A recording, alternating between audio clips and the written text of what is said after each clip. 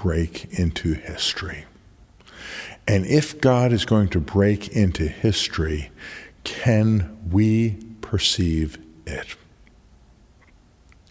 There are certain things that come up scripturally again and again. One of the things that happens is God raises up Moses to take the children of Israel out of slavery, out of bondage.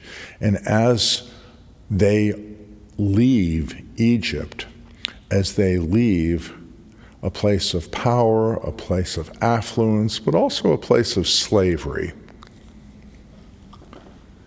in Deuteronomy chapter 6, verse 4, God says, "Hear, O Israel." What they are commanded to do is use their senses and be able to perceive who God is.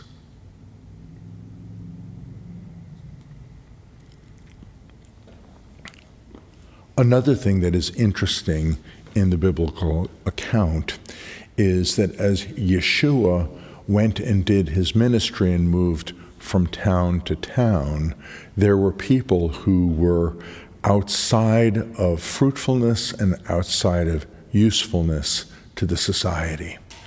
And they kept on perceiving that Yeshua was around, and some of them had ongoing skin diseases called leprosy at the time, very contagious, very dangerous to society.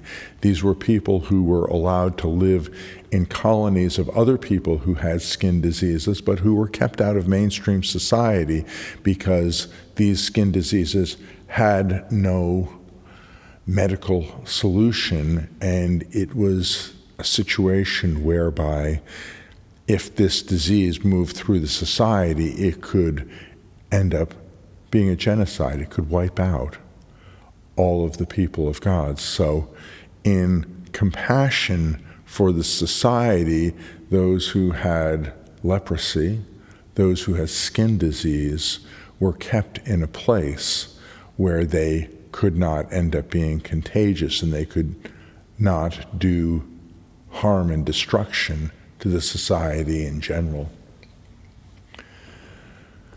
There were lepers who came to Yeshua and said, "We believe you can heal us."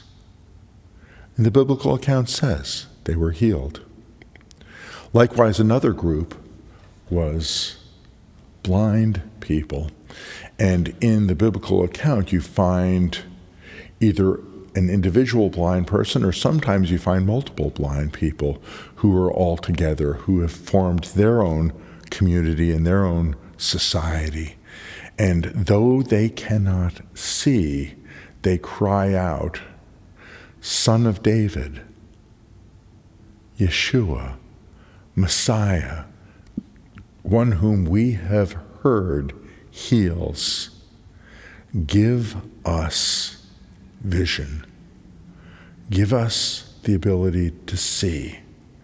Touch our infirmity. Touch what cripples us. Touch what keeps us from being able to function." So whether there's a charge at the beginning of Exodus or Deuteronomy where God says, "Listen, Israel, hear, Israel," whether it's those who had wasting skin disease who were a danger to their society, whether it is the blind, those who cannot see, these came to God, and God gave instruction that they should use their senses to be perceptive. And you find faith in the most unusual and interesting of communities. And I'm not going to suggest that there weren't people who were free of these infirmities and free of these difficulties who didn't pursue the Lord, because there certainly was. And there were hundreds and there were thousands and there were entire regions that ended up coming to faith in Messiah during his ministry, and in an even greater fashion after his resurrection.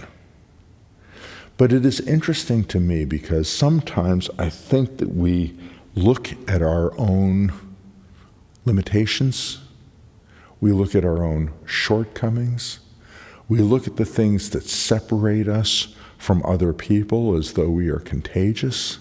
We look at that which is simple and straightforward, whether the ability to see what is going on or the ability to hear what is going on, and we are not entirely sure what God is up to. The work of Scripture says that God can command us to perceive, that God can touch what separates us from others and fully restore us, and that those who understand and hear but cannot perceive visually and through sight can receive gifting from God. So what we could not perceive, what we could not see, the barrier has been taken away. Ultimately, in the end, when you encounter God, if you can't hear, he can command you to hear. If you are separated from others because you're a danger to them, he can deal with that. If you can hear, but your perception is clouded and your sight isn't such that you can perceive and see, he heals that as well. And I believe for those who believe this, it is as true today as it was in the time of Moses and in the time of Yeshua. Shalom.